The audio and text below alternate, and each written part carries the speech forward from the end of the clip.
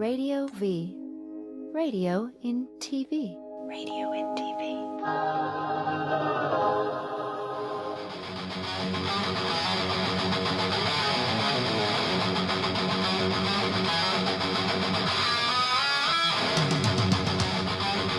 All right. Hello, everyone, and happy Veterans Day to you. It is Bob Nalbandian, the host of the Inside Metal TV show right here on TradioV. And our guest tonight is not here yet, but we got Don Dokken going to be coming in any minute now. Stuck in LA traffic, as you know, at 3 p.m. on a Tuesday in LA. Traffic is pretty heavy. So Don's going to be joining us in a few minutes. And want to let you know we got some great things going on with the Inside Metal movie. We are hitting theaters starting today. Theaters will start in throughout Europe and Austria and a couple other countries. And it will be hitting North Hollywood tomorrow, Wednesday, the 11th. Is that right? Or is today the 11th? Wednesday the 12th. And in Pasadena. Here's the tour dates right now. He's scrolling down. Got some Arizona dates. There's the California dates.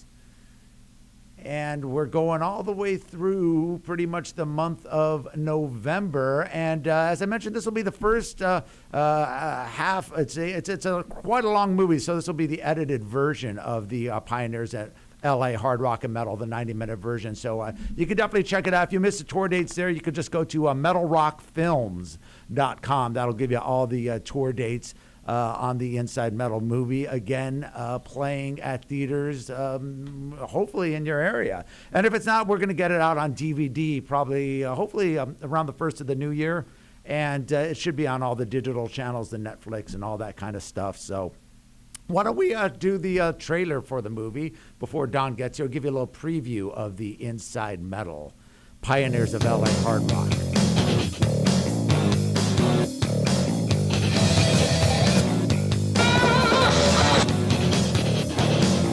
There was no hip-hop, there were no boy bands, there was no punk, there was nothing. It was rock and roll.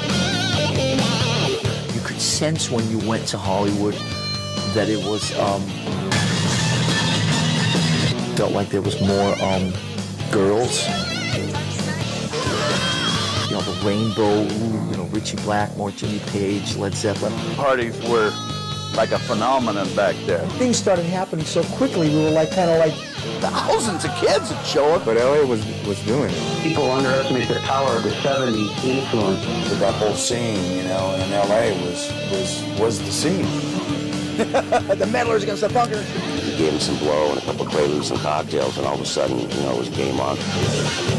Helicopter shining the light down on everybody, man.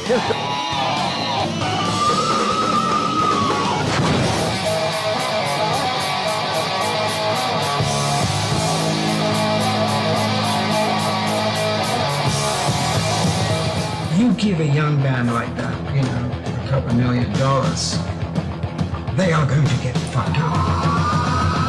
It seemed like we had the world by the balls. And we did. The LA scene was huge. God, it was wild. All right, there you go. That's the trailer for our first title of the Inside Metal series. Again, the Pioneers of LA Hard Rock and Metal, and that'll be hitting the theaters starting tomorrow. Go to metalrockfilms.com. That'll give you all the theater dates.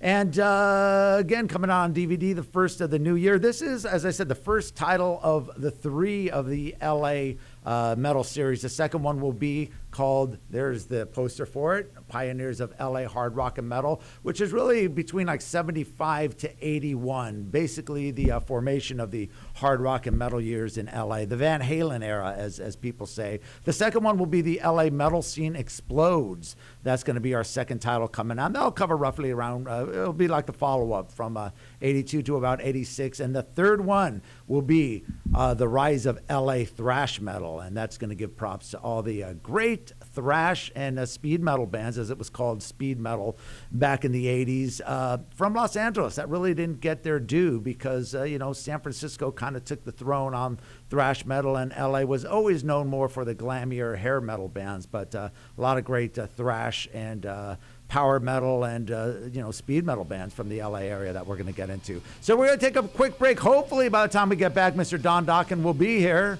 So TradioV, Inside Metal.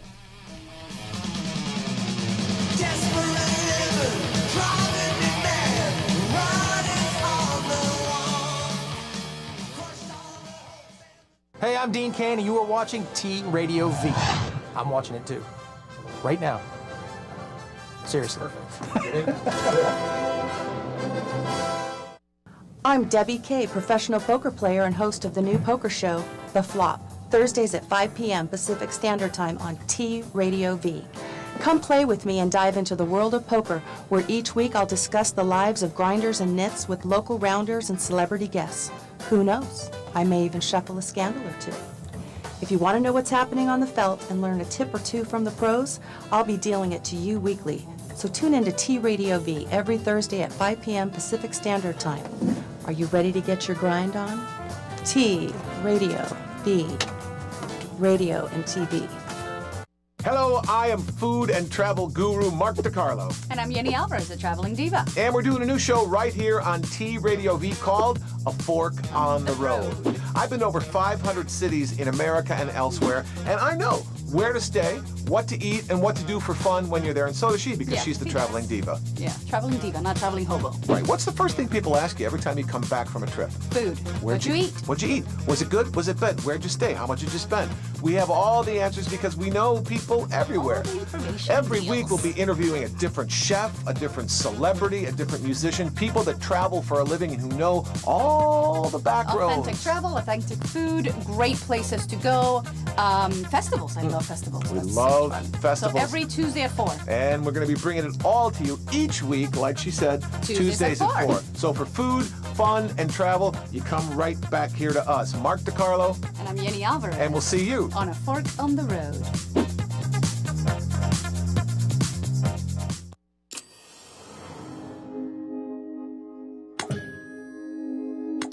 TradioV. Radio in TV. Radio in TV.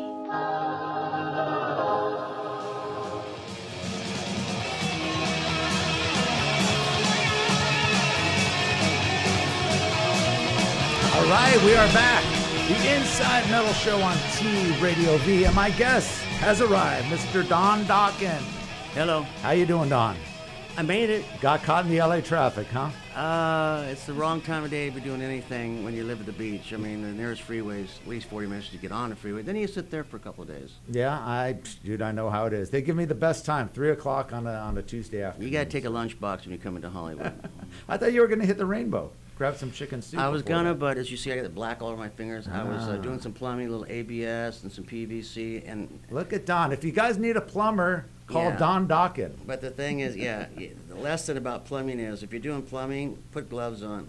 This shit won't come off for a week. All right. Well, that's pretty good. Yeah, I got a lot of projects going on. Yeah, I built a couple houses. I'm putting pumps into my koi ponds, and I'm trimming trees, and it's a lot of work. It's 6 o'clock in the morning every morning, and you got to get up at the sunrise and meditate, and with Lady E, and then we start our day and a little coffee, and then we hit the yard. Man, I'm up in the trees. We have like 40 trees that are over 100 years old. Wow! And I have to go up there. We have to trim them, and we're cutting them, and I don't know. It's just a continuous project. And then I try to take a break, and take a nap. I love power naps, man. And then we have dinner, and then she hits the sack about 9. I go in the studio, down the basement, hit the studio, and just start. The life of a rock and roller, right there, man. I have to, I do my music because it's an outlet. But there's something about, I don't know, there's something about like digging mud and planting and trimming trees. It's a very peaceful thing to do. Absolutely. We're building like a beautiful area too. Oh man, it's so nice down there in the Palisades. You're right, 5 minutes from the ocean. And we have like several acres of land, and there's no neighbors, and it's just rivers running down the mountain, and our fish, and it's just very peaceful. Very nice. I like it. It's a good place to record. Oh, absolutely. And you got your own studio, right? Yeah, I used to have a big studio in Redondo for years and years and years. Was that Total Access? No, it was next to Total Access. I did a lot of albums at Total Access with Win Davis, but then I decided, I'm spending a lot of money here, Win, no offense, but there was a building next door, like 100 yards away, and I just went in there and spent a couple $100,000 and built a studio and did 2 Dokken albums. A lot of punk bands worked there, Pennywise and Great White, and their rock band, and just tons of bands would come in. Because I'd be on tour, and I'd just say, "Here's the keys, boys," because I was just trying to pay it forward.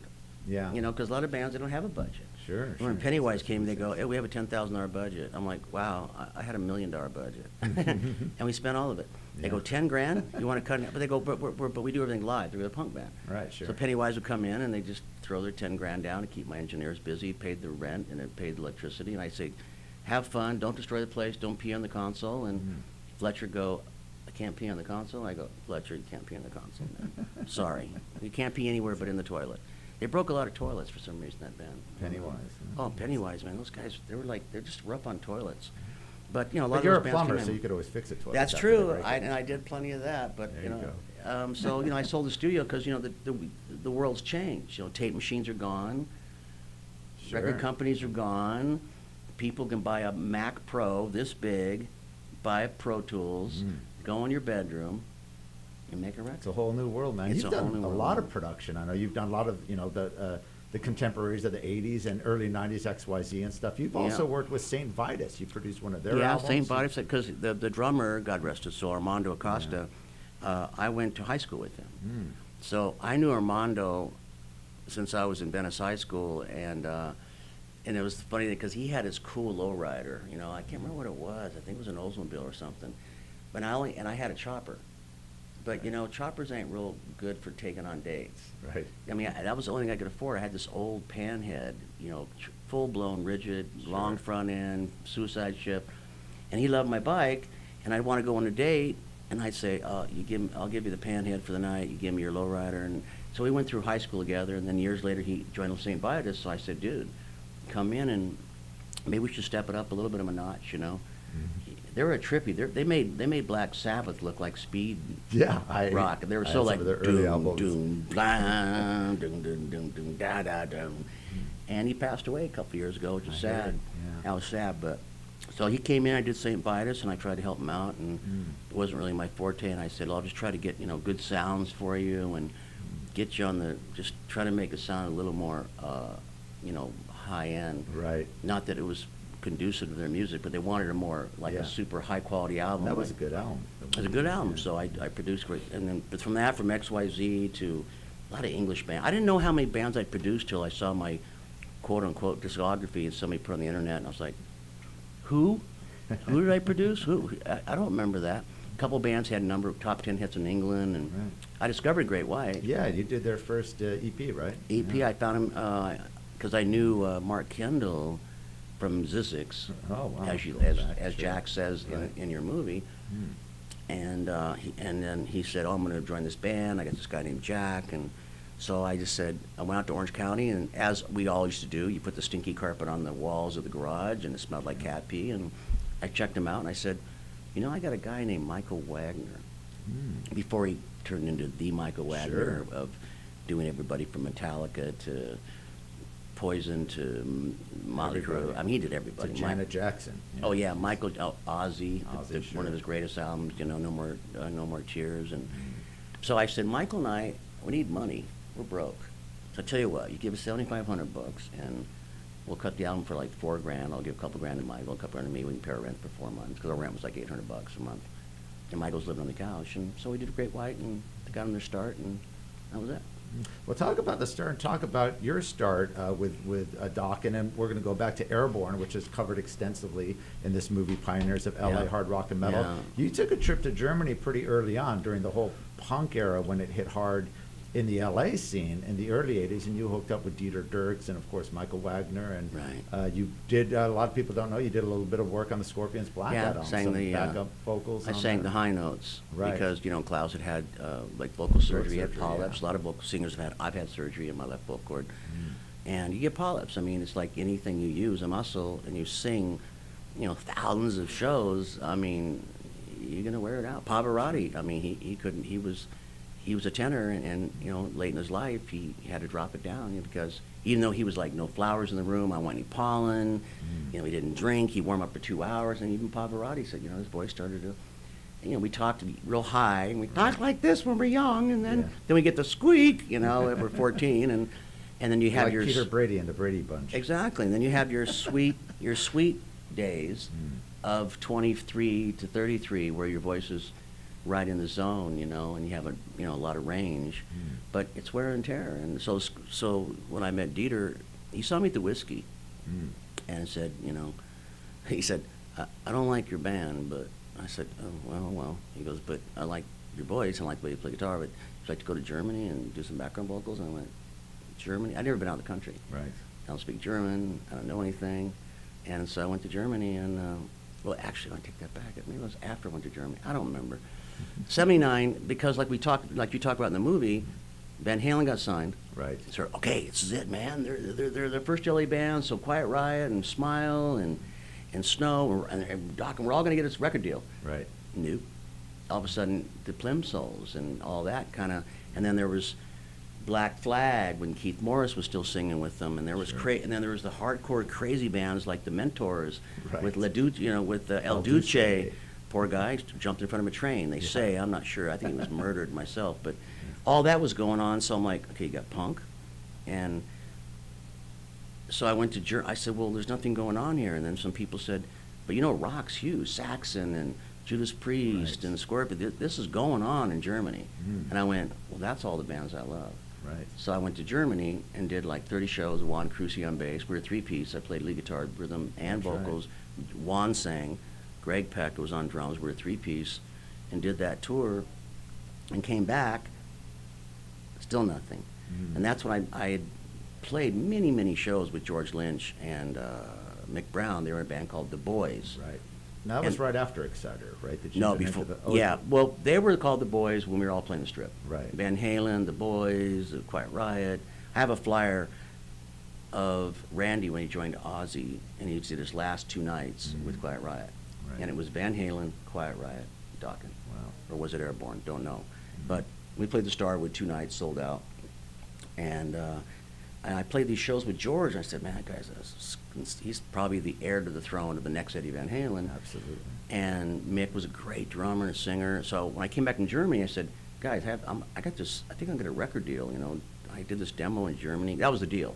You sing on the Scorpions album, I'll let you use the studio for 5 days, full blown, free. But I had no band. Right. So I had Bobby Blotzer, who was over there. I got him a gig in a band called Big Forget. He was in at Steeder's studio recording in Big Forget, and Juan's brother, Tom Crucier. Right. So they were there.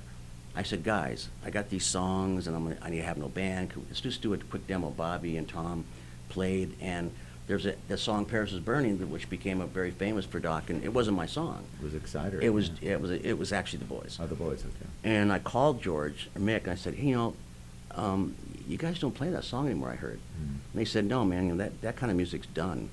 We're now called Exciter. And I went, and we got rid of the singer, who was really a lot like David Lee Roth. Right. And we have a girl. I said, wait a minute, you have a female vocalist? Wow, okay. And so I came back to LA, and so they said, yeah, George said, you can use a song. We're done with Paris. So I just rewrote the lyrics, that's all. They went kind of poppy new wave at that time. It was weird, because I saw George had super long hair, and Mick had super long hair, and they all had long hair, and they wore like platform boots, and they were full on across being Snow and Van Halen. And when I came back to LA from Germany, they had cut their hair off, and they had pointy boots and sharkskin jackets, and this chick, and George wasn't playing solos. Right. And they were playing like kind of Plimsolls kind of songs, and I was like, what are you doing? And they're like, this is it. This is what's the next thing, and that's. Unfortunately for George, he always was looking for the next thing. Right. If you look at the first Dokken album, our first covers on, you know, he did when Kajagoogoo got big, George immediately did the top of his head blonde, and the bottom, he got the Kajagoogoo two-tone hair, and that's just, George was kind of like that. And I said, well, I don't dig this music at all. So if you guys want to, I got a record deal, and I got a manager, and I might have the Blue Oyster Cult tour. You guys want to do it? So that's when they joined the band and went to Germany, and I said, throw away the new age and the new wave, where the hell this stuff is. I think it's a fad. It's going to go away. Right. I'm going to stick to my guns and just do what I do. And that was smart. We're going to get all into that, because this is something that a lot of people don't know about this era. It's before MTV, before that. We're going to take a short break. We're going to get all into that. He's going to talk about the early scene, as he does in the new movie Inside Metal, the pioneers of LA hard rock. I try to chew off my ABS glue. Oh, there you go. We'll be back. TradioV.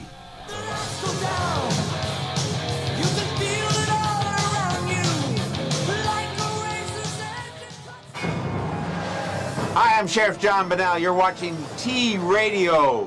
Radio and TV, What? Why are you asking me to do this after 12 drinks? Hey, my fellow thoughters out there. I'm Charles Shaughnessy. Check out my new show, Here's a Thought, with Charles Shaughnessy, August the 7th, 3 p.m. PST, right here on TradioV. Now, you know I have a lot to say, but I want to hear what you have to say. So tune in, grab your phones, call me, tweet me, email me in the studio, and let's get this conversation going. Here's a Thought, starting August the 7th, 3 p.m. PST, right here on TradioV. That's radio in TV.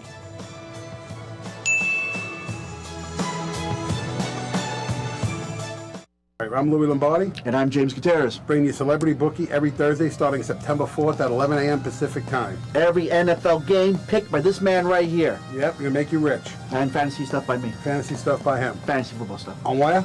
On TradioV. I think that's TV radio. No, it's TradioV. TradioV on radio and TV. TradioV.com, I think, is what they want. Tune in. Radio and TV on the internet. Concept. It's the bit.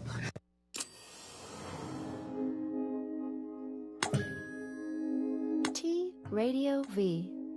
Radio in TV. Radio in TV.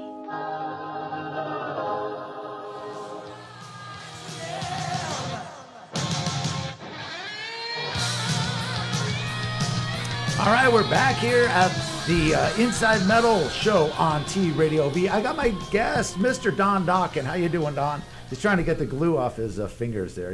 He's not actually sucking his thumb, ladies and gentlemen. I just, trying to get that fish pond pump going. At ABS, I should have known better to wear gloves, because this stuff don't come off, man. It's going to be on there for like years, but it's okay. I got my fish pond going, so. Well, that's cool. That's cool. Before we get into the Inside Metal thing, I remember you were saying you were going to eat some chicken soup at the Rainbow, but now I remember Dokken hates chicken. Isn't that right? At least according to Norton Virus. The commercial? Yeah. For those that don't know what I'm talking about, I think we got the commercial queued up. It's a great commercial. I love that commercial. Do we have it there? There we go.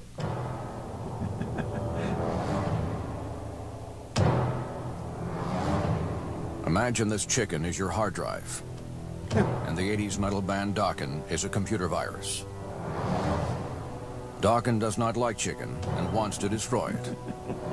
The chicken, not knowing Dokken's intentions, doesn't really have any feelings either way. Now you have a choice. Would you like to allow Dokken to have its way with your chicken, unleashing a wrath the likes of which the chicken has never seen? Or would you like to deny it?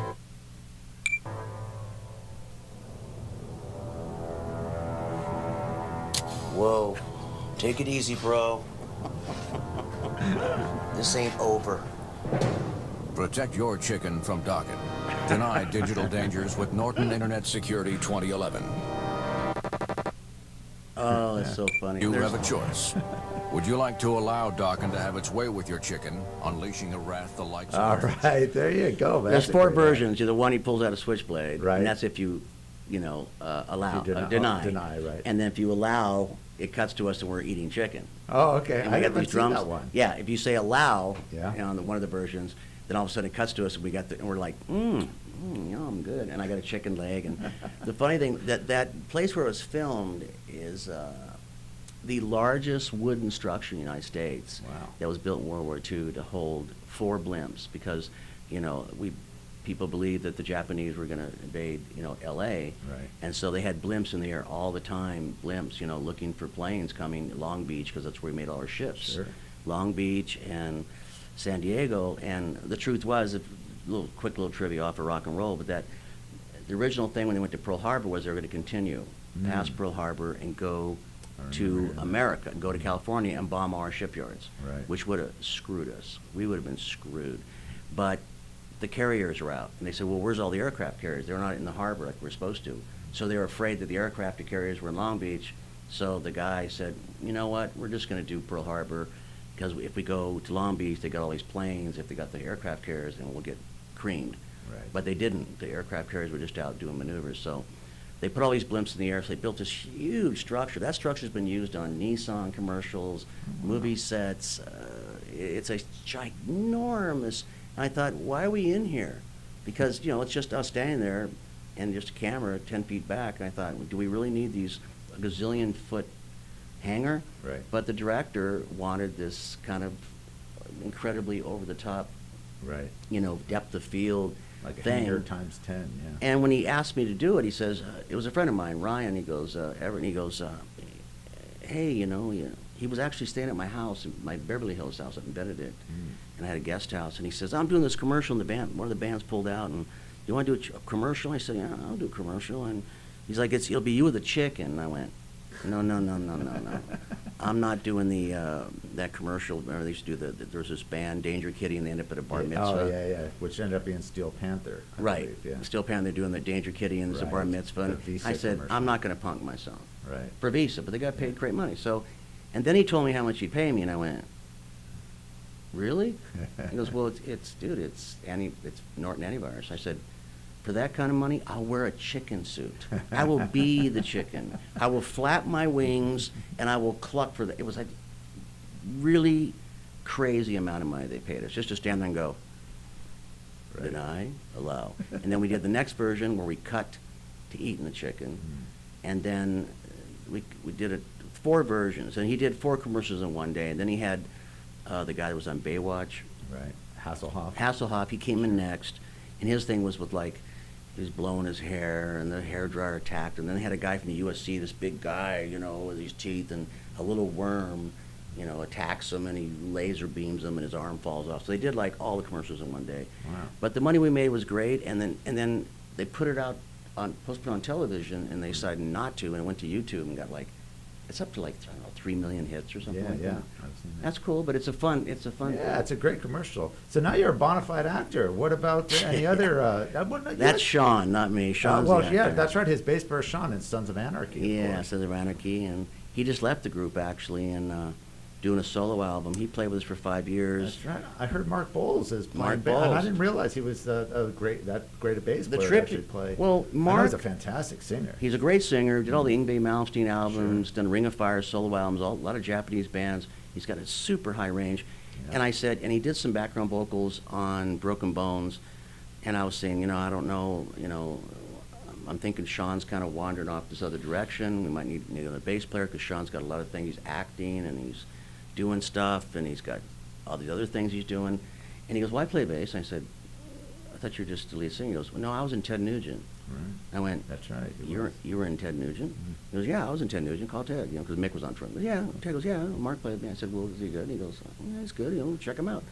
So he took the bass, and he learned a couple Dokken songs, and then I already knew he's a great singer. Sure. And he's a lead singer, so I thought, why would a lead singer want to be a bass player? Right. But the truth is, Jeff Pilson is a lead singer. Yeah, he's a great singer. He's not a background singer. Jeff was a lead singer. I mean, I'm sure he's happy in Foreigner, but the truth is, when we got him in Dokken, we had landed the Tour de Guelph Booster Cult, and Juan said, I really can't deal with all this kind of conflict with you and George. You guys only been together 3 months, and we're already arguing.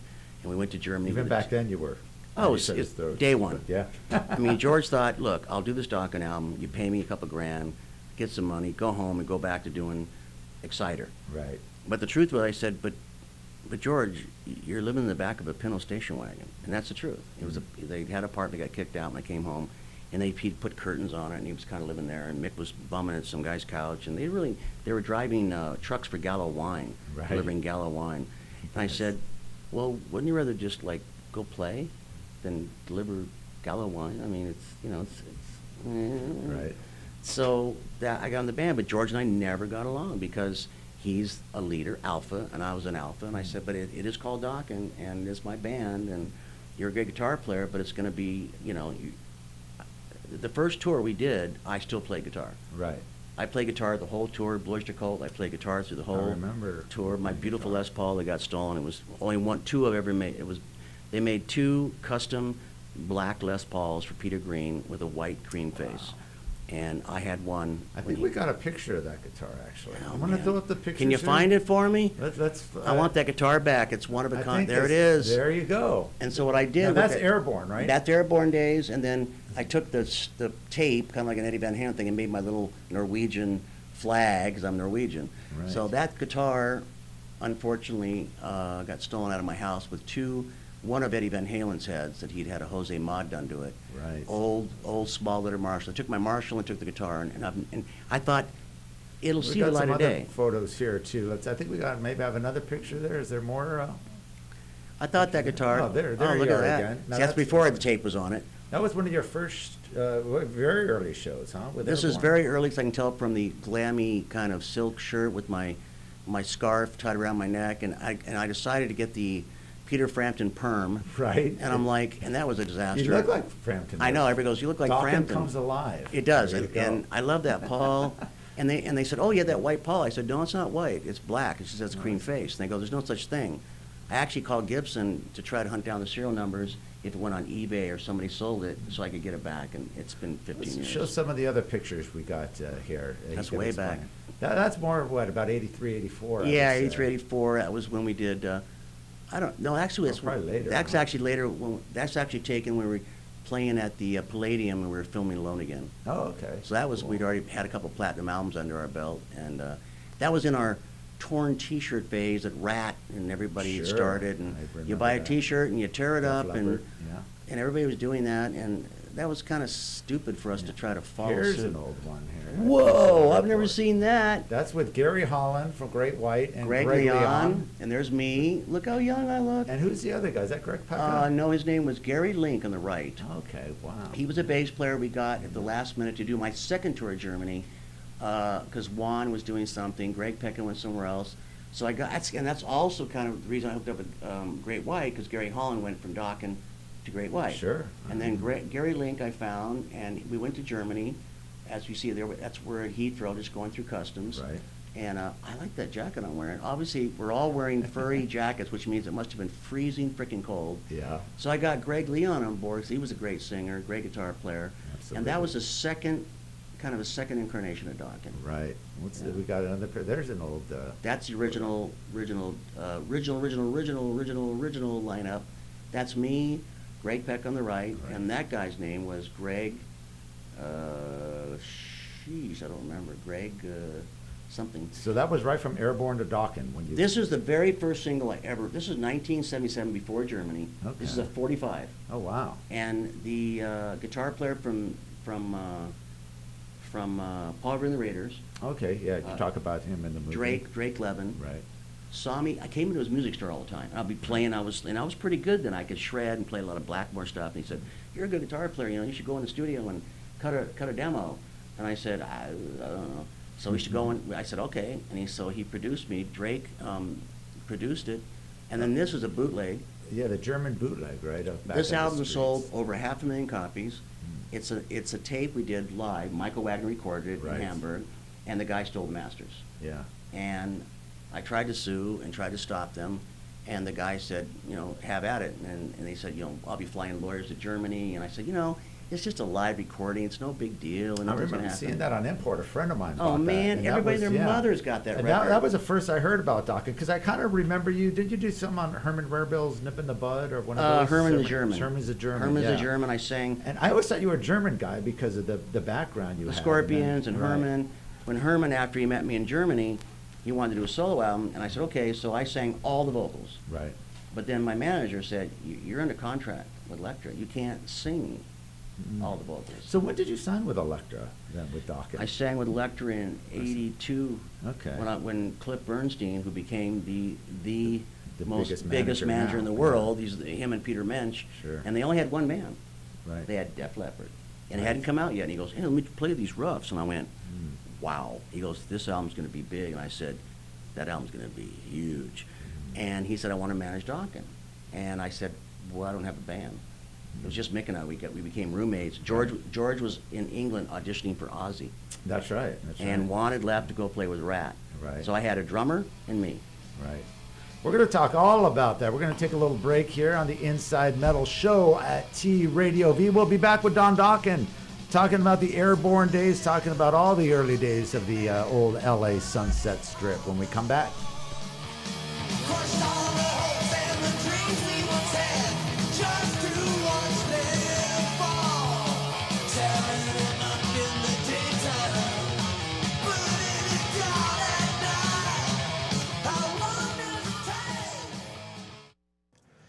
Hey, what's up? I am Scott. And I am Ken. We are not the Chemical Brothers, but we are the Crystal Method, and you are watching TradioV. Hey everybody. Hey, man. Hey, man. Go ahead. What's up, everybody? Can I beat him in public or no? This is inappropriate. Guys, this is like the Grammy audition. Don't mess it up. Is it on? Itchy butt. Let me start one more time on that one.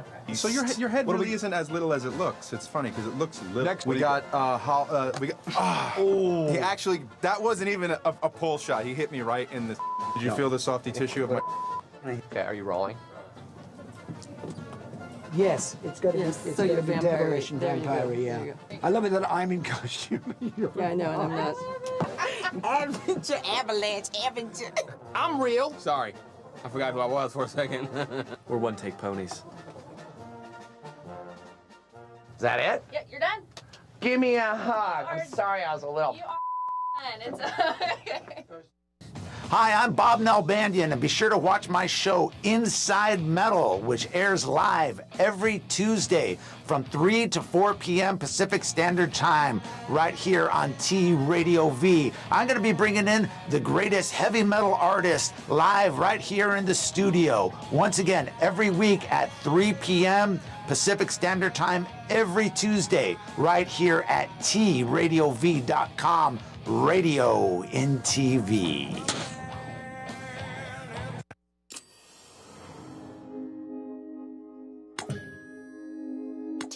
Radio V. Radio in TV. Radio in TV.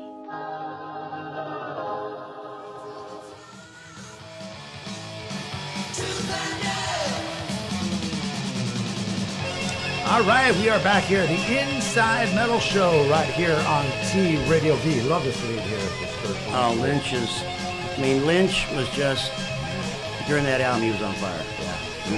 He was in his prime. No, he was pretty. Yeah. Oh, listen to that. He's jumping back and forth the neck. I'm like, wow. Yeah, he's unbelievable. He's a shredder. Yeah, absolutely. John Levin, quite the shredder too, man. John Levin and everybody goes. I have to laugh when sometimes he'll give his card out and it says John Levin, attorney at law, and people always say, they go, "Are you a real attorney?" I'm not sure what that. What did you get? Are any attorneys for real? Well, I think they meant like, did you get it off the internet? Oh yeah. What's the matter, University? Right. These fake, documents and Sure. and he's really shy about being an attorney. I was like, the guy graduated cum laude, from Loyola. I mean, the guy is like super smart, but he did entertainment. That's how I met John, through Jeff, and I was doing demos one day, and John in the '80s was in Warlock. Dorpesh. Oh, okay, yeah. He was a lead that's guitar right, player yes, for man. Warlock. Okay.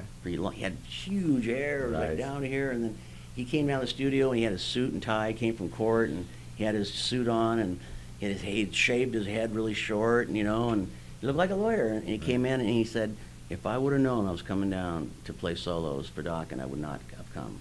Right. He just thought Jeff said, "Come down, I'm in the studio and I'm just doing some demo." He didn't know it was for me. Oh yeah. And I came in and I said, "Okay, here's a song." And I played it. I go, "Here, it's in E." And then, okay, and the lead section is in B. Go. And he goes, "What?" I go, "Just go, man. Just go. Play." He goes, "Just go." I go, "Just go. Just start playing." And he went, "Okay." And he goes, "I haven't played in a couple of years. I'm an attorney. I haven't played since Dorpesh. I mean, it's been like years." And I went, "Just go." That's amazing. And I went, "You haven't played in years, and you play like that." Holy! And I said, "Who's your favorite guitar player?" "George Lynch." "You sound like George. You have his chops." He does. He goes, "I know every solo, every." When he was in high school, he used to come to see Dokken. Right. So, because he's like 10 years younger than me. So he was the perfect guy. Perfect. To join the band. He's been in the band over 10 years now. Well, you got so much things going on right now. I know you got an upcoming tour that you're working on. Can you talk a little bit about that?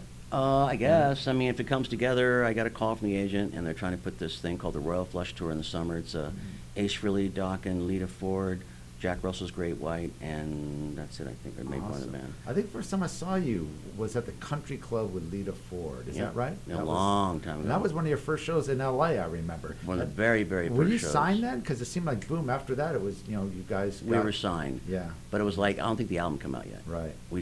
That's right. But I knew you from Germany. That's why I thought it was a German band. Oh, for years, Dokken. Oh, people walk at me and go, Guten Tag. I'm like, hello. Wie geht's? Was ist los? I go, and schön. And that means everything's fine. They're like, what's up? What's going on? I go, fine. And then they start going, I go, dude, I'm from California. I live in the Venice High School. I don't know what you're talking about. That's funny. But yeah, it's a Norwegian name. My parents, it goes back to Oslo days, and they all came from Oslo. So that was that, but everybody had the connection to the Scorps, and I did 2 tours in Germany, and so they assumed we were a German band. And the album came out in Germany first. Yeah, wow, I remember. When Breaking the Chains came out, George wasn't in the band. Right. No, everybody left after the album, and it wasn't a band. So the first Breaking the Chains album came out. Was that with Greg Leon? No, the first one with Lynch and Mick. Right, okay. And one was called Don Dokken. Right. And it was a solo album. Right. And it had a picture of me in the cover, chained up. And originally it was going to be a picture of me and Juan, and then Juan left. And then when we got the deal in America, I said, well, what do we do now? The album's doing really well in Europe. And they said, well, let's make it, just drop Don and just call it Dokken. And I went, okay. It went from a solo album to a band. Wow. When George and Mick committed. And I said, I have Cliff Bernstein's like a really great manager. Sure. And he said, we can have the Blue Oyster Cult tour if we can stop arguing for 5 minutes. Right. And we did. And we stopped arguing for 4 minutes. And that was it. And that was then the And you roller had some coaster great started. bands. I mean, I remember when you signed with Geffen, you had that whole new band, which was like a super group. John Norum and Peter Baltus from Accept. I mean, come on. Billy White, which was like an Amazing Austin guitar player, yeah. he was Mickey D on drums. Mickey D from King Diamond, who's now been in Motorhead. He yeah. from after Dokken, he went to Motorhead, and been ever since. And I thought then it was, the new Doc. This is like everyone's a super excited. group and Super new group, label and all the best musicians I could find. Absolutely. The bass player from Accept. Sure, man. And they're like, and we went on tour and we sold out everywhere. And we went to Japan and sold out. And everybody goes, this band is the bomb. And then Geffen pulled the plug and said, I've just sold Geffen to MCA Records. And I went, wait, you're leaving the Warner Brothers group? So what happens to my record? You're going to be on MCA? And I went, well, no offense to MCA, but doesn't everybody call that the Musician Cemetery of America? That's what it was back in the 80s, especially for rock bands. We got about 2 minutes left. Talk Right. real quick about your, you got a reality show coming out. Well, too, we'll right? see. I mean, my better half, Lady E, she got approached to do her, like one of those, Housewives of Florida. Oh, right. And they wanted her to be in it because she's not as they say, most of the women in those shows either married well or divorced well. Right. But she's a self-made woman. She's an heiress. But she's also a Zen Buddhist priest. Wow. And they said, she's a Zen Buddhist priest? I said, yeah, she was in a Zen Buddhist monastery for 25 years, and she's still a practicing Zen Buddhist. And she's not a monk. She's up Right. several levels into a priest. Her patriarch, Manyak, he passed away, and then she left the monastery. So here they said, well, wait a minute, you got a rock star, and you're an E, and she's a Buddhist monk? And I go, yeah, no, she's not a monk. She's a priest. That's different. And there's pictures, she's got pictures of her with the Dalai Lama, and she's got her robes on. She had the shaved bald head, and I go, your girlfriend's got a shaved bald head. And so she left the monastery, and she asked to be released from the monastery, and they let her grow her hair out. Right. And and now she went into helping firemen, police, people in stressful jobs. She teaches meditation to try to handle stress. She's not pushing Buddhism a way of life to say, right. but as how to be calm and stress and meditation. So we are a dichotomy. So several people came to us and approached us, producers said, monk, priest, and rock star. This is very strange. We'd like to do That's a show. a great show. I could definitely see something there. And she wouldn't want to do it. She's very shy, but she said, but if I can promote my my beliefs, as that will help, so we can do the side. We're here. It's already the end of the show. I could go on 3 hours with this guy. Easy. He didn't even get into the old stories. I got a ton of stories. You're going to have to watch the DVD for that. So go out to the theaters. It starts tomorrow in theaters. Go to metalrockfilms.com, get a listing of all the theaters. playing all over the nation. Don Dokken, my guest. Check out his new band, Dokken.com, right? They could go. Dokken Central, yeah. Dokken.net, whatever. I don't know. There's all kinds of sites. There you go. Go online, check it out. Check out he's going to be touring real soon. You got a new record coming out, too. Yeah, right in the middle of it. All sorts of great stuff. Still alive and doing great. Don Dokken, thank you very much. Thank you for tuning in. TradioV Inside Metal.